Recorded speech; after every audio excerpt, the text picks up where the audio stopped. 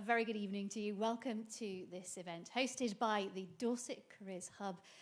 We are going to be looking at some opportunities for young people to begin their journeys into the world of work. A daunting time, lots of questions, lots of uncertainties about how we make that first step, how we move on and begin our careers. And we are very, very lucky today to have an incredible panel of some brilliant experts who are going to give us their advice.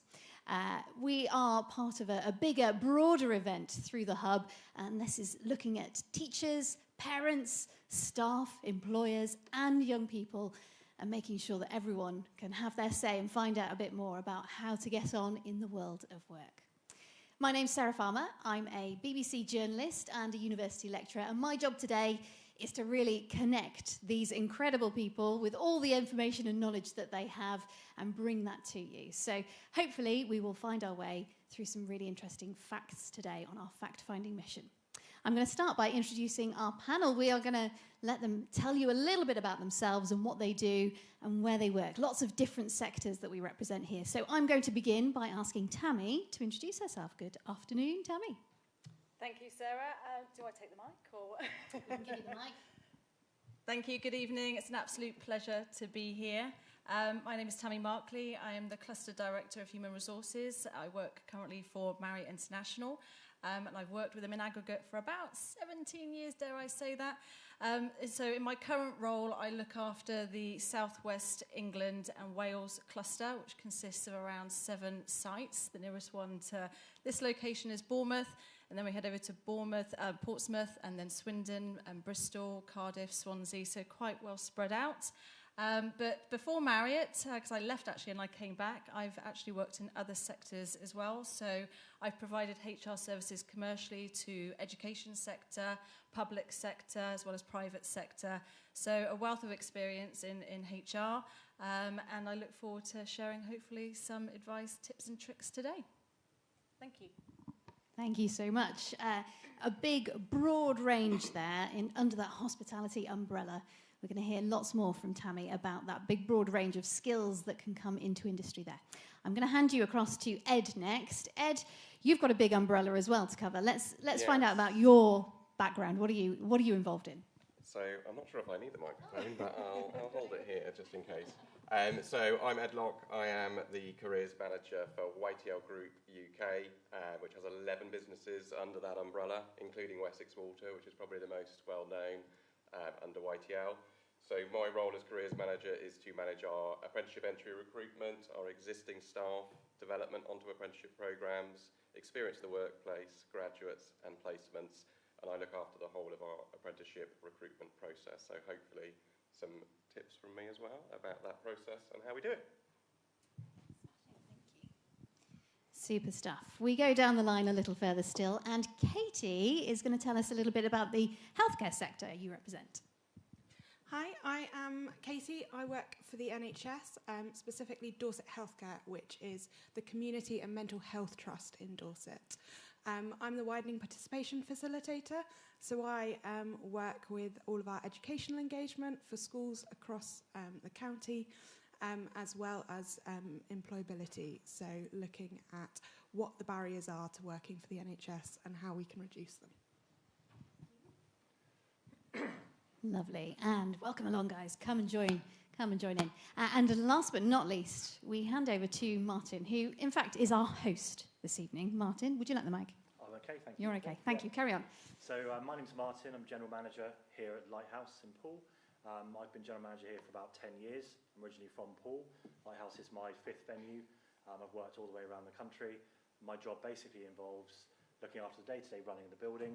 I look after human resources for the organisation, so we deal with all the recruitment and employment, and then oversee around about 150 staff across 12 different teams who are managing 4 venues in a very, very busy programme. And so, yeah, lots of experience and things to share on that front tonight. And it's an exciting venue to be at this evening. It's such a lovely space. Thank you so much. Welcome along to all of our panellists this evening, and thank you for joining us here in the studio and online as well. We have got one more voice to share with you, actually, because this really is all about young people and their experience. And we're going to hear from Ben next about what he has experienced through his apprenticeship.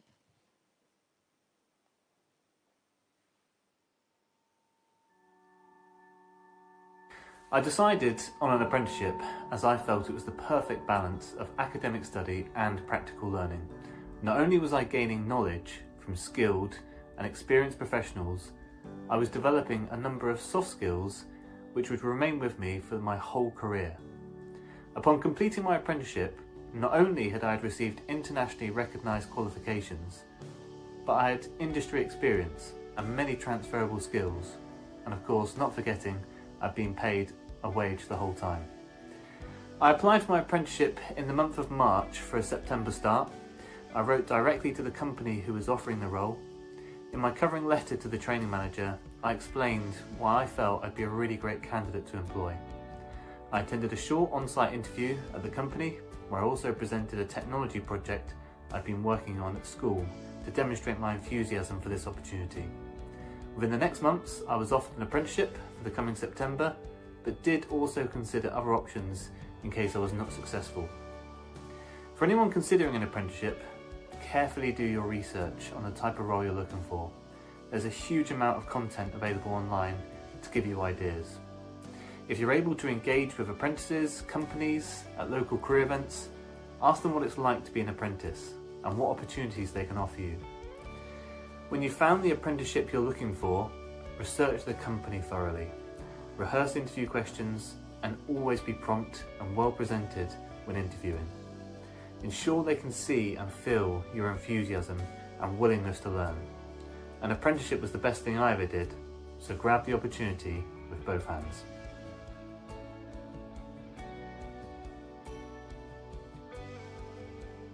Really lovely to hear Ben's insight there. And some of those words that you heard in Ben's guidance, I'm pretty sure you're going to hear from our panel this evening, because lots of the information that he was sharing, lots of the pointers and the tips, we will hear repeatedly from our panelists. Some really good advice to take in. So this afternoon or this evening, we're going to be taking through four different stages. We're going to be looking at that very daunting opening stage of the application process. Where do you begin? We will then move on to finding out about the screening and how do these companies look through our applications, how do they sift through and find the people that they want to bring onto the next stage. Now that next stage is the assessment period, and it looks really, really different for all the different sectors, all the different industries. So no two jobs will be the same in the process that your young people will be going through. And then at the end of it all, the wait. But we have, hopefully, an offer left to come at the very end. Perhaps it doesn't go your way, perhaps there isn't an offer, but there's an opportunity there to perhaps seek some feedback. So we're going to step through a few questions. We will be taking a few questions at the end as well, but we're going to ask for some guidance from our team here on the panel. First of all, we'll think about the application process, and I know that Martyn, you're keen on getting the right preparation underway before people begin their application process, aren't you? Yeah, absolutely. It's really important that, similar to what Ben was saying in his video, that applicants and students take the time to learn everything they can about the company. Now, most companies have all that information on their websites. They might do an annual review, similar to what we do here at Lighthouse, and there's lots of information on here that will tell you everything about the company and what the company does. When we recently went through our work experience students and did their interviews, the first question we asked them was, tell us what you know about Lighthouse. You need to know about the employer and can demonstrate the knowledge and the skills they're looking for. And then we're looking at perhaps putting our best bits together, finding the bits that we can celebrate about who we are, the skills that we have. And for some, that will look like a CV, but that's not always the case. We've got a bit of a split here on the panel today. Katy and Martyn, I think you're both for CVs, is that right? Yep. We love CVs, but we don't use them as in our application phase. So I think that's Marriott that do use them. Fantastic. So we've still got, further down the line, a little bit of discrepancy, because Ed, you don't think CVs are the be-all and end-all, do you? No, I don't. So, for me, I think I truly believe that the CV's dead for apprenticeships. If I'm honest, I'm quite passionate about that. It sounds very serious, doesn't it, the CV's dead? But for me, it's about capturing how an individual wants to work, how they want to develop their own skills, whether it's working indoors, outdoors, it's not always about teamwork. Some people want to work solo and be on their own, and we have all these different jobs, so it's all about matching what the values are that individuals are looking for to the job roles. So we are dictated a little bit with CVs because some of our training providers and the higher degree level apprenticeships require certain tariff points or entry requirements. So sometimes we might ask for a CV, but actually we just need to know what prior learning they've done. And not everybody has the skills to do a CV. Yeah. But Tammy, you do lean into the CVs and take good care of what they bring to We you. should be sat next to each I other. know, we shouldn't really should be sat next to each other. But no, absolutely. It's very, very important, and not just a CV. I think a covering letter as well. It's a very competitive process. We are absolutely inundated with applications, so we advise young people and even adults as well. To really take the time to think about how they structure their CV. Not to make it too wordy. Bullet points, always good, 2 pages. So, some basic principles. But to make it a standout as well, it's about, looking at that cover letter as well alongside it to really illustrate what makes that person different and unique and what they can bring. Going back to what you were saying, research around the company is always our first question. What do you know about Marriott? Have you come here today doing your homework? That's a basic question that we would ask. So CV, we are a fan, alongside the application process, alongside a covering letter, just purely because we are absolutely inundated with applications. You need to stand out. So I would, be all for a CV. So what is it you're looking for to stand out? What really springs off the page of a CV? I think it was in the video, wasn't it, about the soft skills? These are increasingly more important. It's not just about the technical skills, it's those soft skills. Problem solving, resilience, being able to handle difficult situations, challenging situations. So in a CV, I would probably advise them to do a section around those key skills, those key soft skills. Very mindful that young people don't have a lot of work experience. We'll probably come on to that.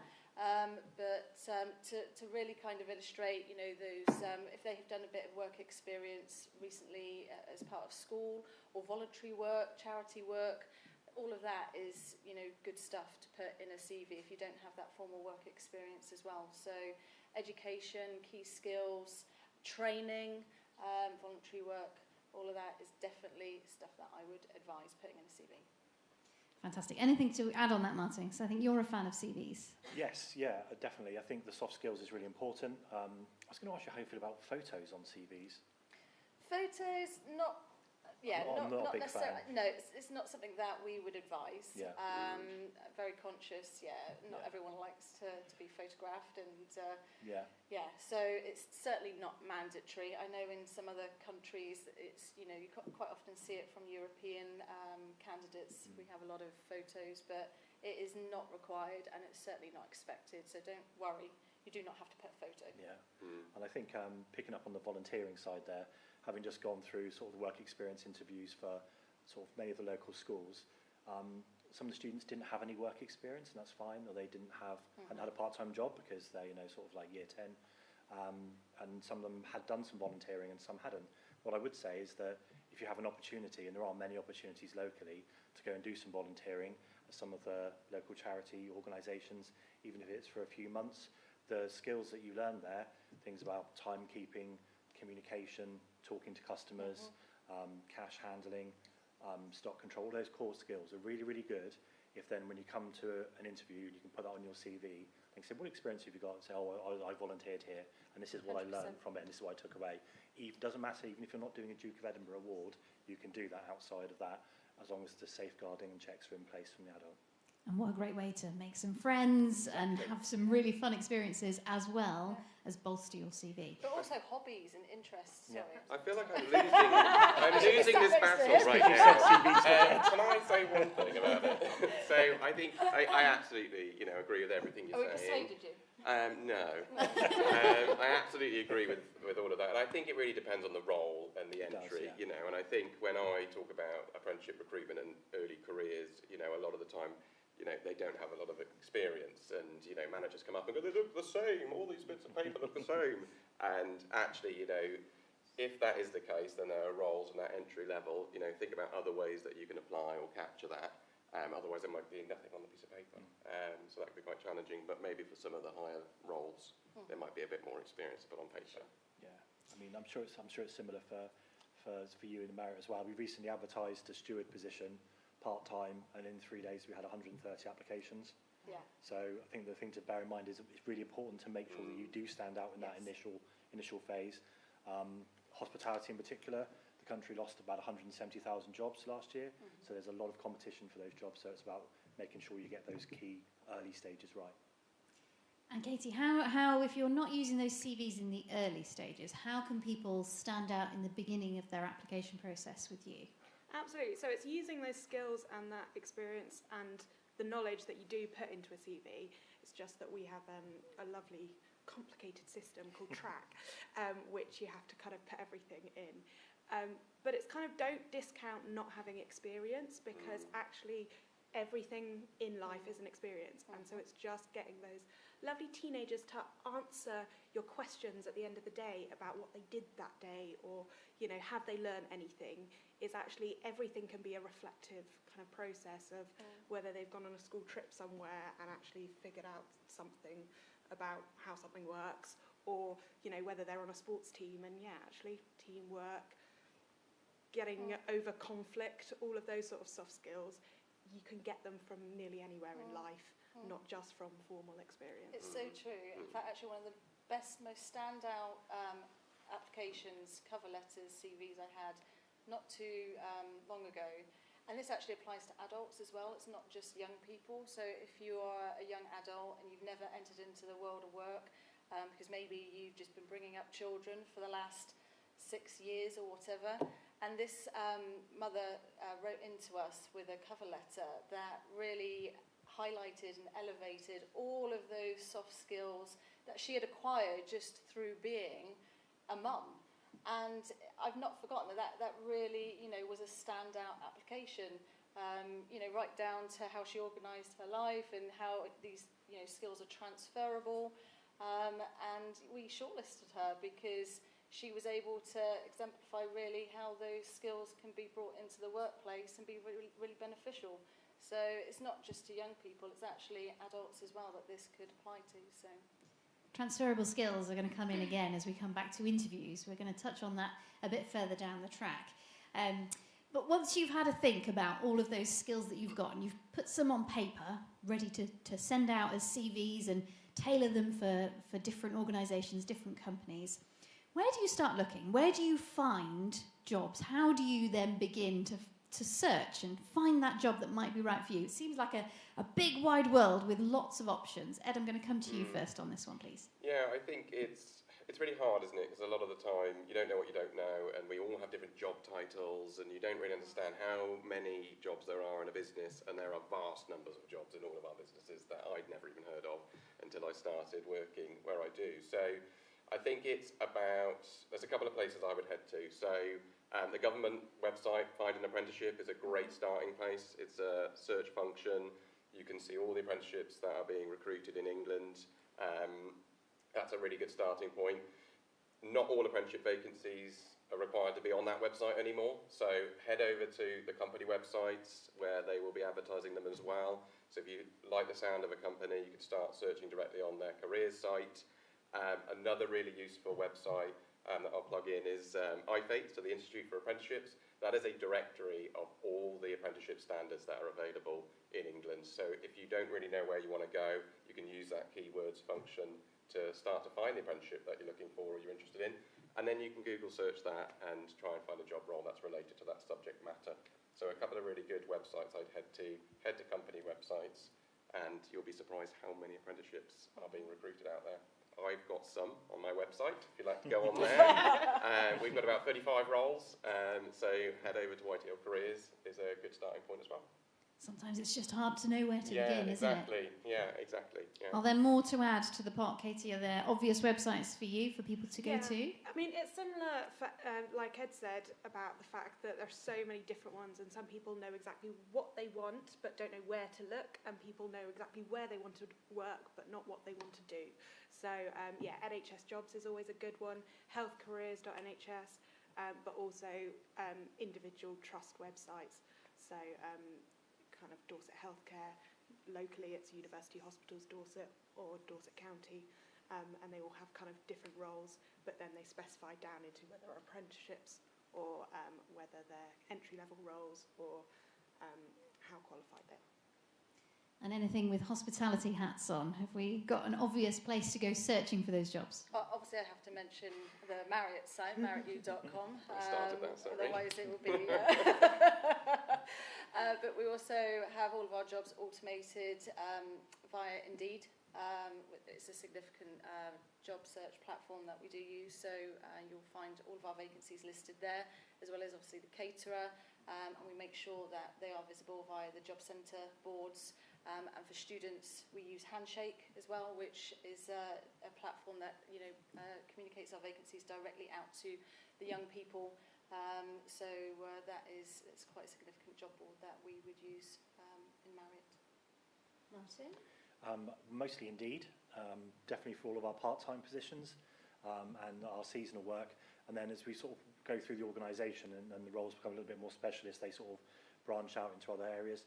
Most of our jobs will be listed on Arts Jobs online, obviously on the Lighthouse website, all the way across our socials. And then most of them will end up in the Guardian jobs listing, which is free, which you can look online.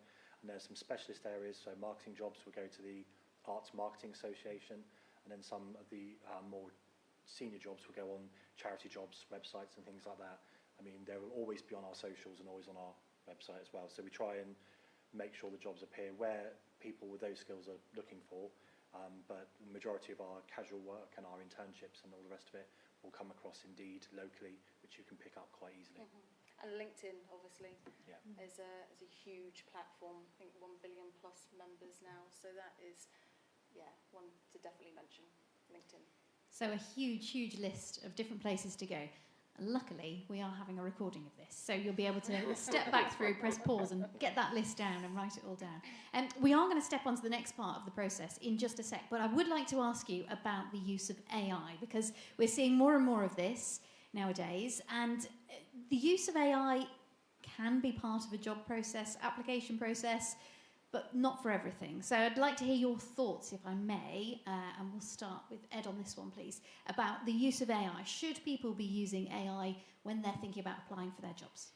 Yeah, I think it's a really useful tool to get you started. So I wouldn't rely on it, and I would absolutely recommend, using AI to get a base, but I would absolutely recommend then tailoring it and tweaking slightly, because it can put employers off a little bit, because it does feel sometimes that there's no personality behind it if it's come from AI, and it's quite an easy, quick thing to do, isn't it, these days? Tammy, can you spot it? I can spot ChatGPT a mile away. There are definitely buzzwords with chat. And listen, it's a really useful tool. I use it, especially when I have those brain freeze, brain fogging moments, which we all have. But do stay true to your authentic self, and keep it human. And personalise it. So you might want to start off with a bit of a draft, but do not rely on it, exactly what you said, to be honest. Great tool, but caution. Yeah. Caution.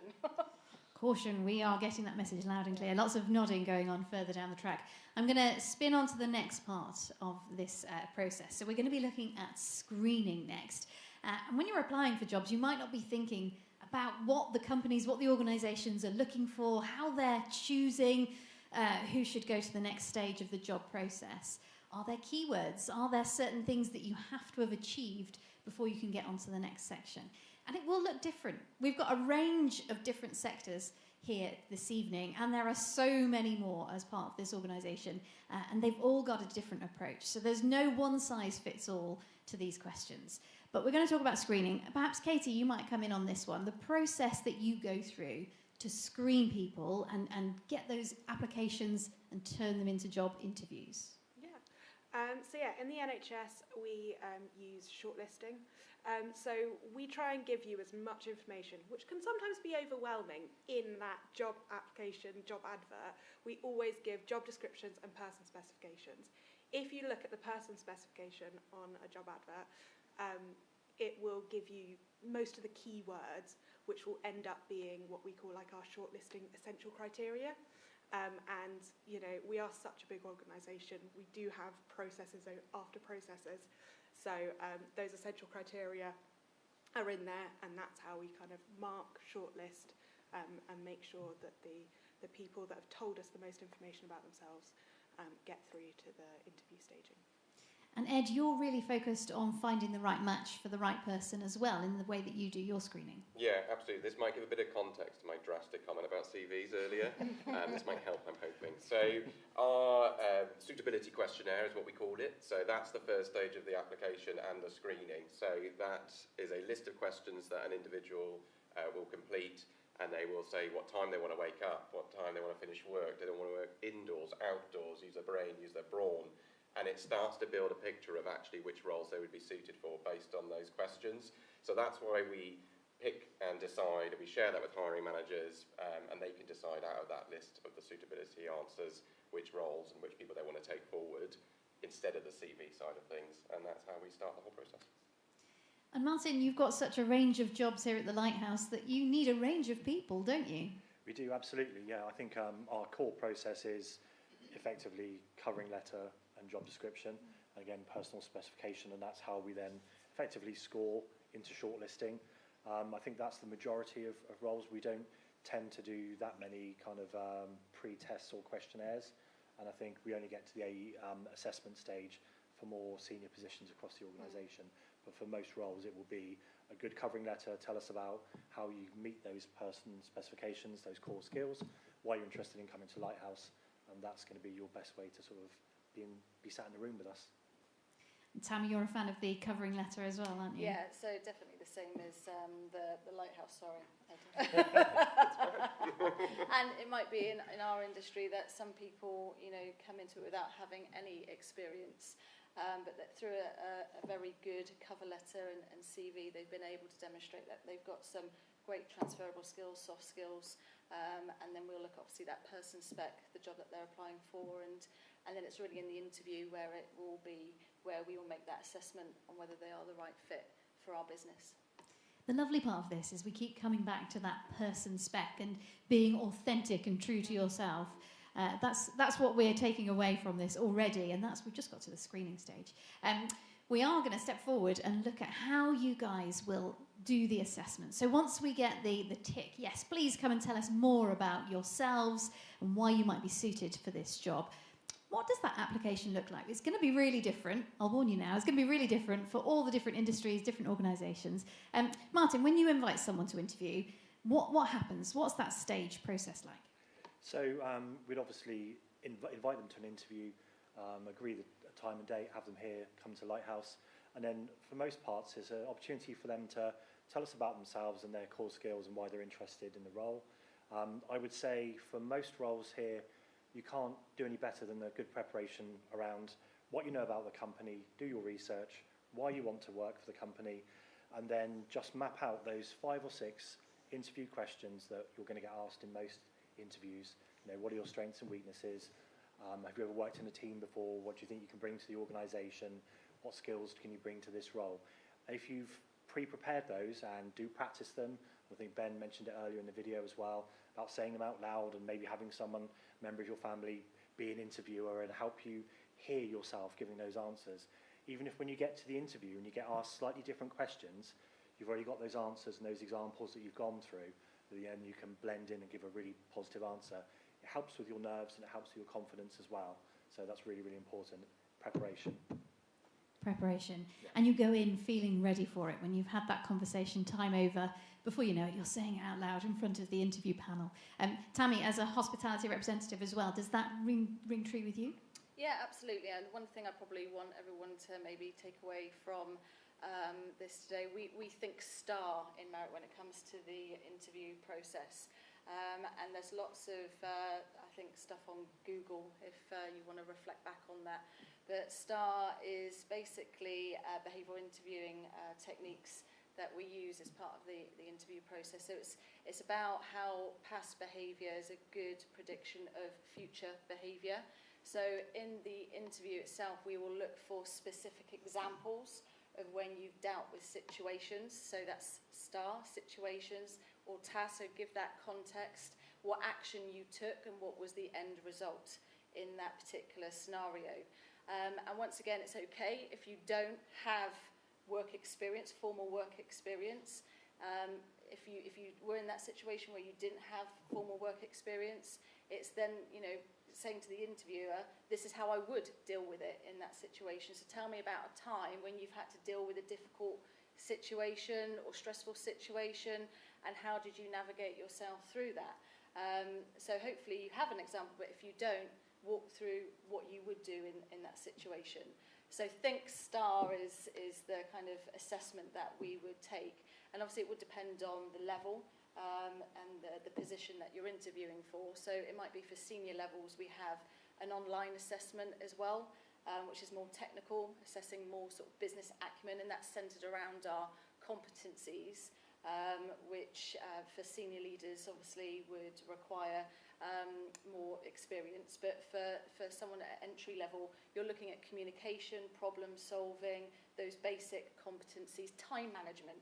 You know, that is as simple as that, you know, time management.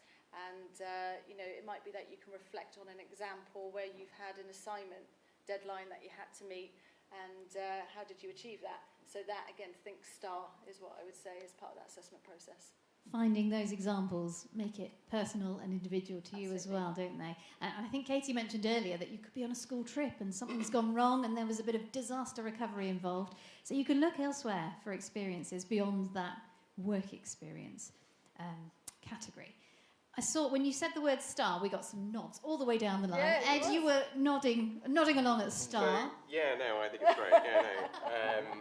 I'm They've made up different now. Again. I'm the different Back in one. the club now. So for us, when we get to kind of the assessment stage, and assessment's quite a scary word, and I wouldn't worry too much about that as a young person, because assessment sounds serious and worrying. But actually, for us, we do our screening with our suitability questionnaire. We match to job roles, and then we invite to an assessment centre, and all that is about is your behaviours. You know, showing up, time management, showing up on time, being confident, well presented. Yeah, we do say don't wear a suit. It doesn't need to be a suit, absolutely not.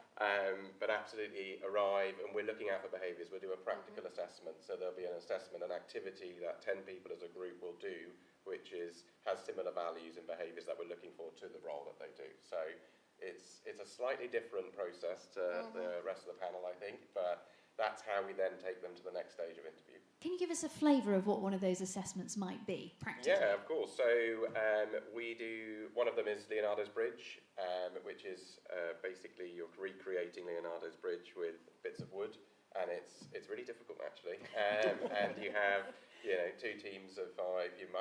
We might tweak it and say one of you gets to see what the finished article looks like, and you have to delegate. And I might put a hard hat on them, and then we change the project manager every few minutes, so they all get a go at kind of leading the group and getting involved. That's for our level 4 kind of civil engineering apprenticeship as we cross utilities and construction at YTL. Another one might be an ammonia test, or doing something with our lab team to help them pick out somebody and see how they work with D10 and little things. So yeah, it's a real range. I could talk about that all day. Yeah. And are you as harsh as Alan Sugar in your feedback? I'm not about my hiring managers though. No, I think feedback is probably we could talk about that all day, but another really important point to talk about at some point, I'm sure. We'll come to feedback in that closing section when we're thinking about those offers, whether they have or haven't come together. Katy, tell me a little bit about the assessment process then that the healthcare profession would go through. So we are quite traditional. We do have just interviews. But a great way of preparing is, looking at our values online, thinking about that STAR of what examples can you give. But a lot of our interviews are kind of, especially for entry-level roles, it's value-based recruitment. What are our values? What are your values? You may never have worked with a patient before, and you don't really know what to do, but actually have you shown compassion in a previous situation, whether you've worked in retail or you've just got troublesome family members. Have you been compassionate? Have you been able to kind of switch that? And again, look at those examples. How would you bring that into the workplace?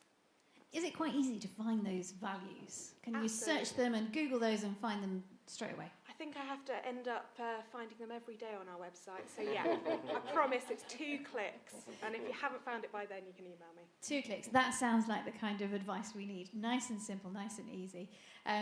So the assessment process will look really, really different, as you can tell, whether you are applying for different jobs in apprenticeship mode or in entry-level mode or more senior jobs. So no two applications will be the same. So have that in your back pocket all the way through. We're going to have a little think about some of the key things that you want to hear in an interview. How does someone sit down in front of that board, in front of that panel, and what will spark an interest? What sets you apart? What makes you different? Tammy, let's come to you first. I guess my philosophy in recruitment, I always look for attitude. So I recruit for attitude and train for skills. So if they can show that willingness in an interview, they might not necessarily have the full toolkit at that time, but they've got that desire, they've got that willingness to learn. I think that's something that's really important to get across.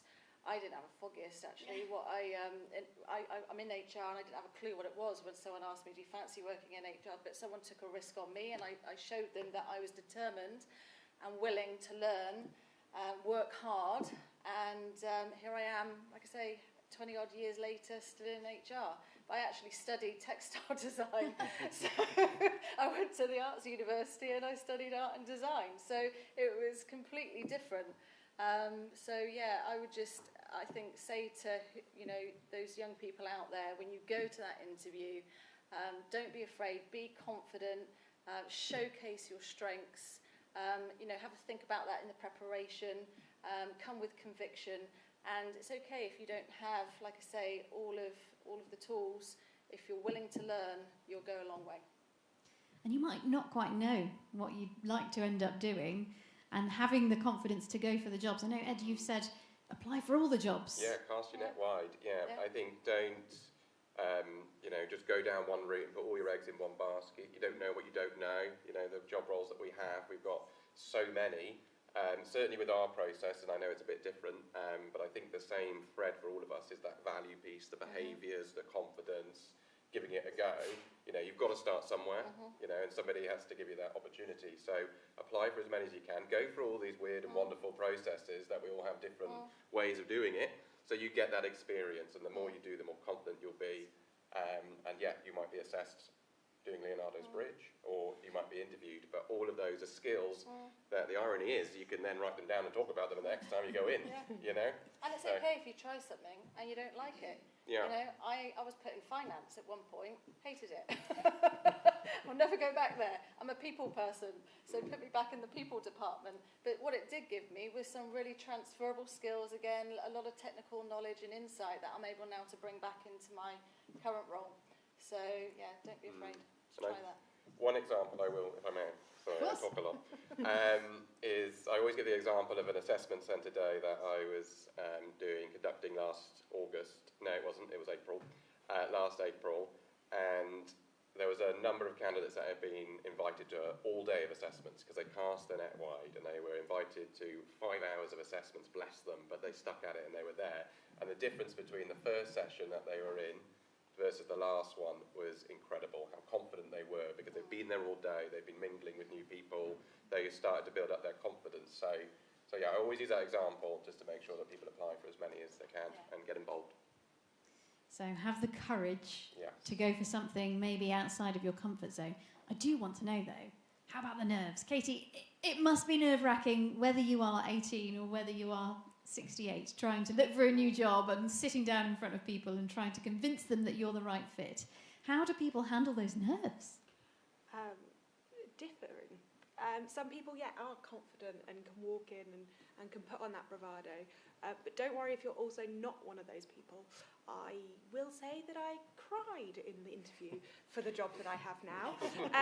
But I picked myself up, and therefore it was that kind of collecting yourself. And so that's often something that I kind of really look out for, is actually who can you see that's a bag of nerves and how do they handle that when the pressure's on? Because actually sometimes they're, really working through and they've got that drive when someone that's finding something easy might not. Martyn, do you see that in people? You see the Yeah. nerves and know that they could overcome those nerves? Yeah, absolutely, yeah. I think there's a couple of points. One is that when we recently saw students for work experience, I remember this one student, and before the interview, and we meet them down at stage door, and we talk to them and, just put their nerves at rest. How was your day? What's the weather doing outside? Just to relax them. Very, very bubbly, very chatty, sat down, started the interview, and immediately went, ooh, like that. And when the interview was over, just relaxed and back to this lovely, bubbly person again. So it's about making sure that you can shine as a person and not letting those nerves overcome you. I think the second point is, and this happened with another student, is it's okay to lose your way in an interview, and it's okay to not quite understand what's being asked of you, and feel confident to stop the interview and say, can I just clarify what that question is about, or what is it that you're asking me to answer? And if you get flustered over an answer, just ask for a moment. Just say, can I just have a moment just to collect yourself? And the person opposite you will say, yeah, absolutely fine. Just take your time. So don't feel you've got to, don't worry about making a mistake, because we're all human and we all do that at the end of the day. And most of the time we're for you. We're not trying to catch you out. Yeah. I don't think any of my hiring managers are trying to catch someone out. They want you to do well. And so therefore, absolutely, if you have to take a moment. And I think just to add to that, I think we have a responsibility as an interviewer, as a company as well, to make that person feel comfortable, to make them feel at ease. And that's how you get the best out of people, is by making them feel comfortable. And any interviewer that makes you feel uncomfortable, I would question whether that's the right job for you, to be honest. It's a red flag, isn't it? Yeah, it is definitely a red flag. And for me, I think I said to you, I would worry if the candidate wasn't nervous, because they probably don't care enough about the job, whether they get it or not. So actually, nerves seem to be a positive thing. Yeah, I think own it. Yeah, definitely. Own it. Oh, I like that. Yeah, well, phrase. if I think of my personal experience and I've been nervous, I usually say it, I tell them and say, and it's okay to do that. It's okay to say, I need a moment, or I need some time, or actually I'm really nervous, and actually tell them that, And it's something that people might be a little worried about being honest and open about, is perhaps if they've got additional needs, learning needs or special educational needs. But that's nothing to be ashamed of and hide, is it? Absolutely not, no. And I think what's really important, probably the message that I want to get out today to everybody, and hopefully you'll have many messages, not just one, but it's owning that as well. So it's notifying, in our application process, our suitability questionnaire, there is a box that you can tick if you have got additional learning needs. You can disclose what that might be, and I would absolutely do that, because as employers, not only in the interview process, but throughout the whole of the assessment centre process, additional learning needs support is available and there, and it's not going to hinder. And one stat that I will mention, when we introduced that box and asking people to disclose that, we saw a 33% increase in the number of people that were disclosing additional learning needs last year in our application process. And it meant we can support. It meant that we can be in there, we can give them a hand if they need it, or not. That's absolutely fine. But disclose that, own that, because employers would like to help you and support. Yeah, totally agree. We're a disability confident employer, and I couldn't agree more with what you say. We're there to support. We've had great success stories. We do a lot of supported internships and helping people to be able to secure that permanent, work. And they never thought that was possible. Which is such a shame. And as you say, once we opened that up and illustrated that we were disability confident, the applications were flooding in, and it was great to see that. So embrace it. Yeah. Good to see that climate of change, of it being more acknowledged and easier to talk about and easier to open up about. Right, we have done the assessment period, we have done the interview process. We're now at that point where we're waiting. How long do we wait? How long do we wait to hear whether or not we've been successful with an interview? Is there a time frame for this kind of thing, Martyn? So our standard is within 7 days, and we would tell you at interview, we would give you a date you're going to hear from us by this date. We don't want to keep people waiting. We will tell you the outcome either way. We don't want people just waiting around, I haven't heard from them, that's probably bad news. Not about that. We're going to be very upfront and give you a time when you can expect to hear from us. And knowing either way is actually really important. We're not in the business of ghosting people, are we, and not letting them down had they not been successful? No, not at all. I mean, we're going to be honest with people. We're going to be willing to give feedback. We want to see people improve and to have opportunities in the future. It might be that the particular role that they've applied to Lighthouse for is not right for them at the moment, but it might be then that actually they can learn from maybe where they can improve in the process and then apply for another job at a later date. So, you know, we want it to be as positive experience as possible, whether you get taken forward for the role or if it's just not your time.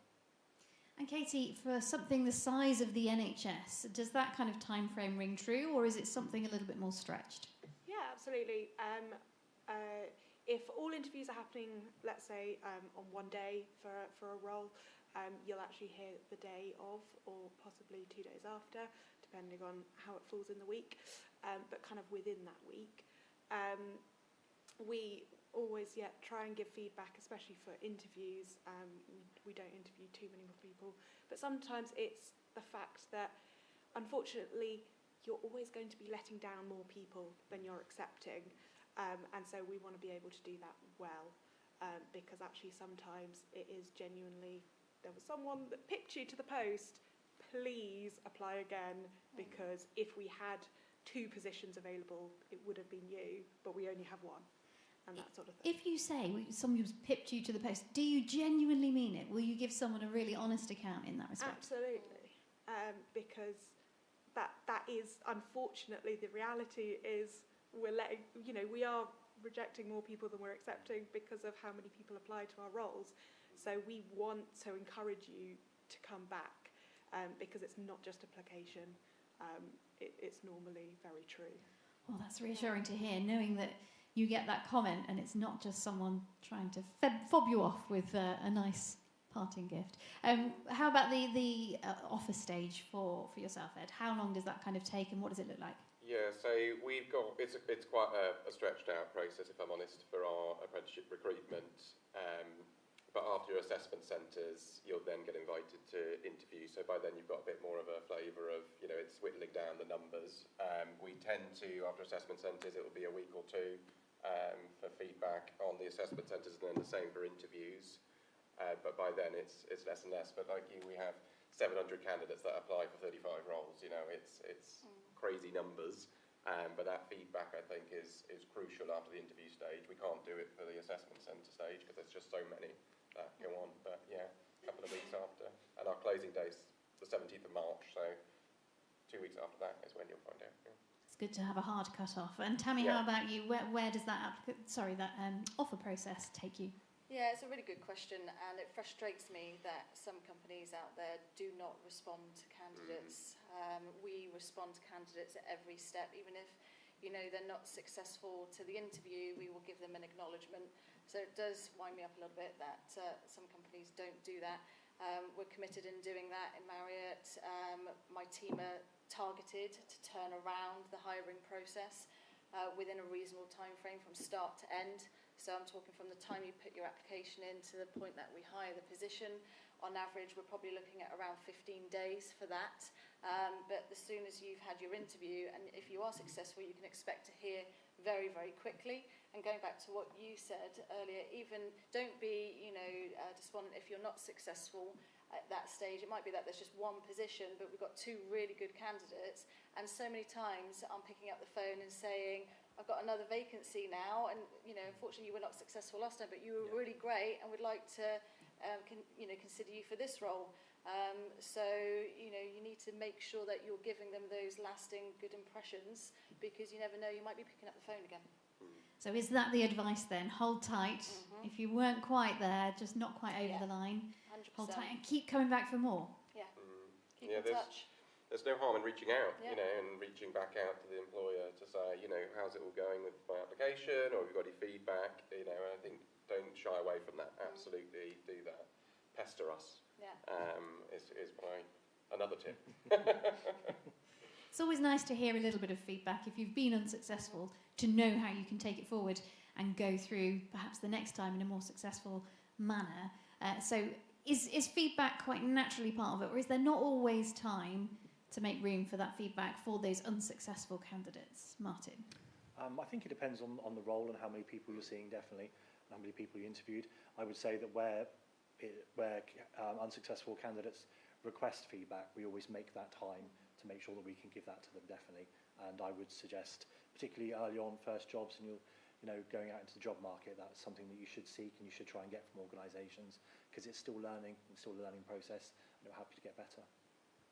Absolutely. How about you, Katy? Is there feedback available? Yeah, so at that application stage, it might just be initially an automatic response, but on our automatic response, we always have an email where you can reach out.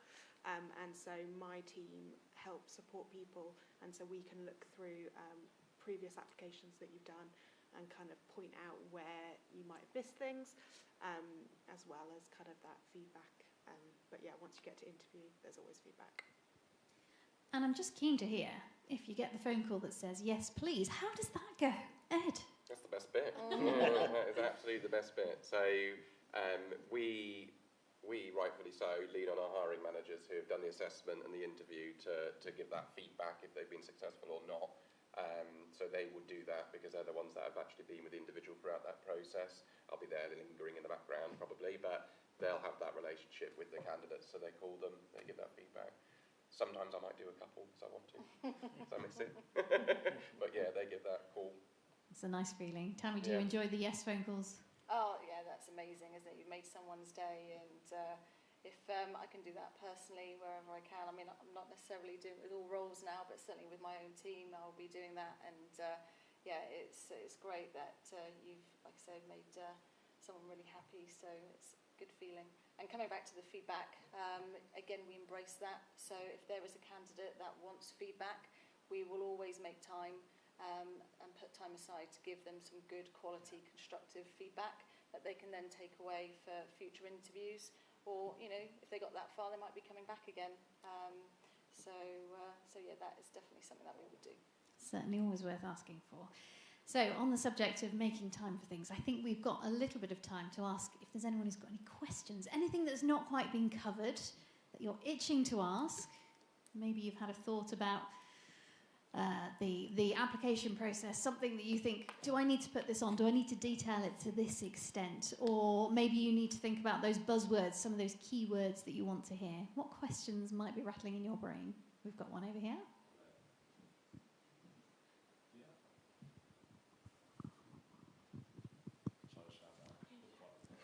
So, thank you for your thoughts. One of the things you mentioned about was about young people with additional needs who are applying for jobs. I work with lots of people who are maybe they've missed some schooling, or maybe they have got some kind of neurodiversity that they either have or haven't got a official, they've got some sort of EHCP or a paper proof.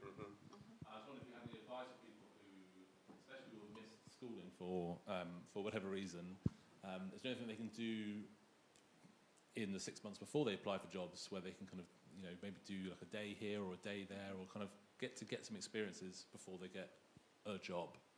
What's your thoughts about that? Yeah, so I'm happy to answer that or provide some of an answer. So I can't talk for all businesses, but I think it's becoming more of the norm to start to do that, and we're all talking about it more. So I know for us, we are all about working with pupil referral units and engaging. I'm very lucky I've got careers inspiration advisors that go off into the southwest and they engage with schools and colleges and universities. So we start that process and we offer work placements, so work experience placements, or soon to be experience in the workplace. And it's about, I think, the business readiness. I think we're a business that we're ready to do more, and I think more businesses are getting behind that, but you need that support and that structure and the manager support as well. Yeah. So I would reach out to the business. We've got an early careers email address. I'm sure we all have in some way, shape or form, and ask the question, and it will absolutely be accommodated at YTL, where we put that support in. It might be a shorter day, shorter week. We know that if they're in a pupil referral unit, maybe they'll start at 10 and finish a little bit earlier, and we tailor it bespoke for the individuals. But a lot of work goes into that at a business level, so it's important that the business is ready for that. Does that answer your question? Sorry, I don't know. Yeah, but also, if it's just as someone who's missed schooling for, maybe they've just had some anxieties Yeah. or some ill health, and maybe they've done a reduced amount of grades, and they don't look like as appealing a candidate because their CV is shorter. What kind of advice would you give to those people to sort of get them more of a course. Yeah, I think reach out and ask for a placement for those individuals, and you'll be surprised how willing employers are to do more and to support and request a tailored week. You know, if it was a case of saying, these are some of the soft skills that I'd like to develop or learn, or I'm actually interested in applying for one of your jobs in the future, what can I do? I'm interested in some of these job roles, and we can tailor that work experience around that job role in that area of the business. And we actually fast track anybody that does work experience to assessment centres. So anybody that's gone through that process automatically gets invited to an assessment centre. And I think I'm going to throw out some more percentages because I've got them in my head. But we had, I think, 40% of our candidates that were successful last year did work experience with us.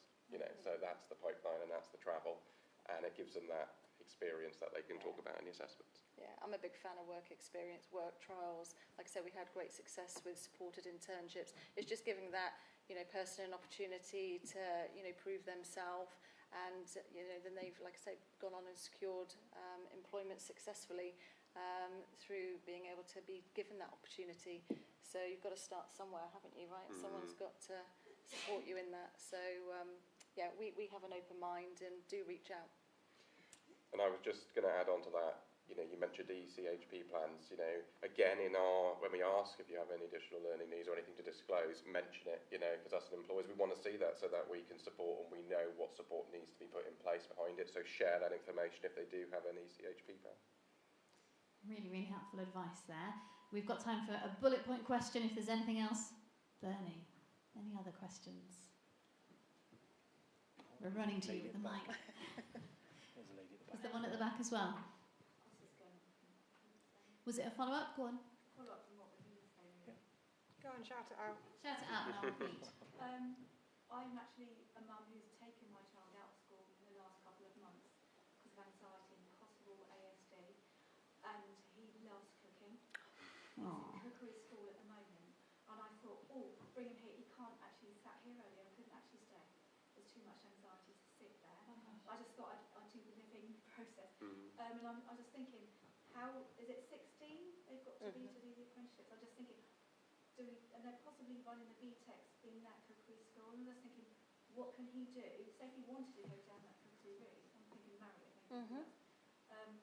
What would you want from? First question is, does he cook good food? Because we're all quite hungry. So. Yeah.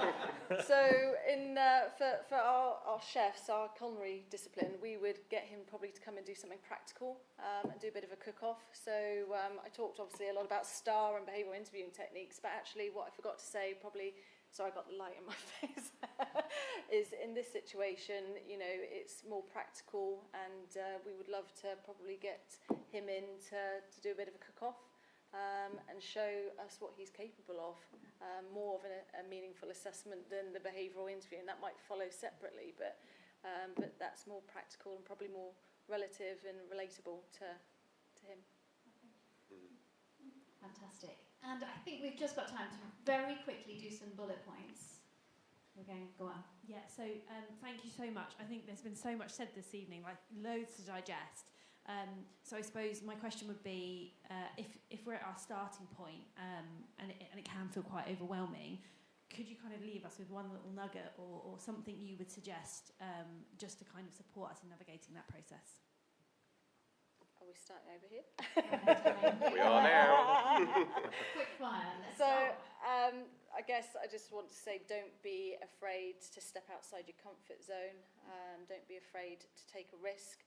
In the early stages of my career, I think I was sharing with you, Sarah, I took a few risks, but actually what it did do was kind of propel me and fast track me in my career. But yeah, don't be afraid to step outside your comfort zone and take a risk. Ed? I'd say, and I've said it already, but cast your net wide. You don't know which roles that you'd really love, so absolutely apply for more jobs than you think. And confidence and behaviours is what we look for. You know, we're all about behaviours and coming and showing up. So yeah, demonstrate that. Katy?